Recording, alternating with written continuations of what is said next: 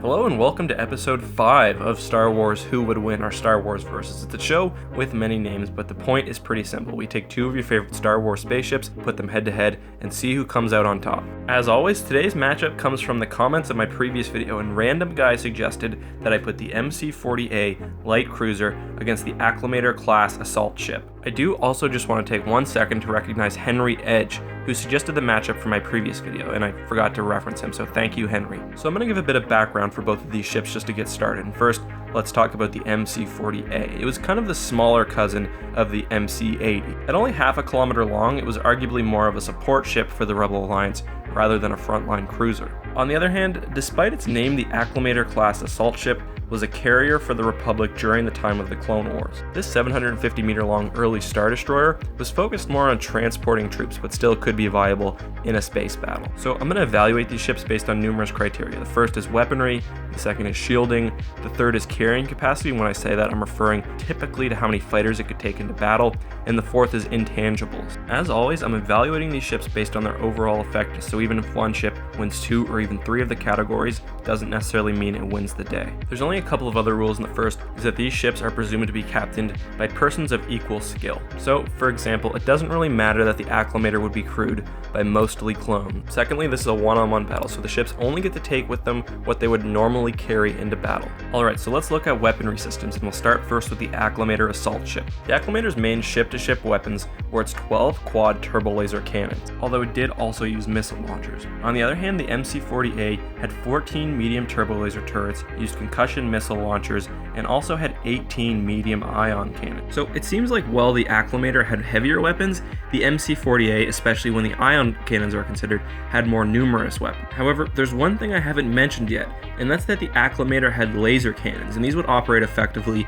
as anti-starfighter weaponry. Turbo lasers are often ineffective against small, fast-moving craft. Think, for example, at the Battle of Naboo or the Battle of Yavin. However, laser cannons, like those on the Millennium Falcon, for example, are much better because they're smaller, they're faster, and they can take out starfighters. And I really think that this anti-starfighter weaponry gives the Acclamator the advantage here, so I'm going to give this category to the Republic Cruiser. Alright, next, let's look at shielding. And this is kind of an interesting matchup because the Acclamator is known for its relatively strong hull, while the MC40a has the standard, very powerful and redundant Mon Calamari shielding. So it's really kind of hard for me to figure this one out. I think it's pretty clear that the MC40 could take down the ship's shields in no problem, especially with its ion cannon. The question then is whether it can actually destroy the hull, and I mean, given that these ships went up against Star Destroyers and other ships, including Yuzhang Vong ships, I think that it would be able to do so with no problem, although it might take some time. On the other hand, I think that the MC40a's really powerful shielding will kind of cause some problems for the Acclamator, especially where it really only has 12 quad laser cannons. So I'm going to give this category to the MC40, but just barely. It's almost a tie,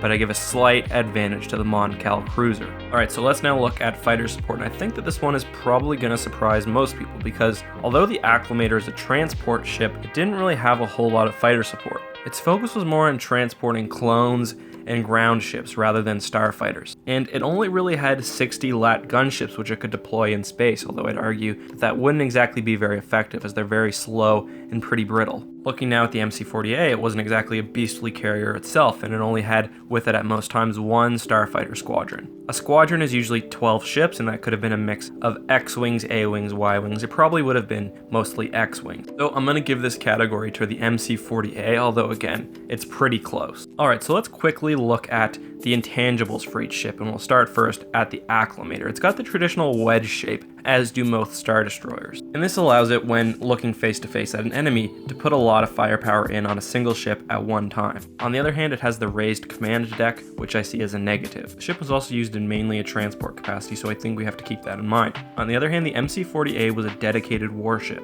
Like many Mon Calamari ships, it was very compact, it had strong shielding, and given its small size, it was actually very fast. And I think that the speed and really its small profile, given its smaller size, would have helped it avoid some of the Acclamator's weapons. Alright, so let's look at the head-to-head matchup now. And first of all, I just want to say that I think fighters in this battle are going to be a non-factor. The gunships are too slow and not well shielded enough to really do any damage to the Mon Cal cruiser, and it will also probably take them a lot of time to get ready for battle. On the other hand, one squadron of fighters fielded by the MC40a probably won't be able to really get past the Acclamator's anti-starfighter weaponry. So it's really just the two ships going head-to-head, and I think that the MC40A will be able to take down the Acclamator shields with no problem. It's got the 14 medium turbo lasers and also the ion cannons. And I also think with some dedicated fire, it could take down the ship as a whole, especially if it focused on its bridge. The MC40A is also nimble and fast, so I think it'll be able to stay out of the Acclamator's death zone. I do think that the Acclamator will be able to take down the MC40A's shields, although with only 12 quad turbo lasers, I think it's going to take some time. I also find it hard to tell how each ship's missile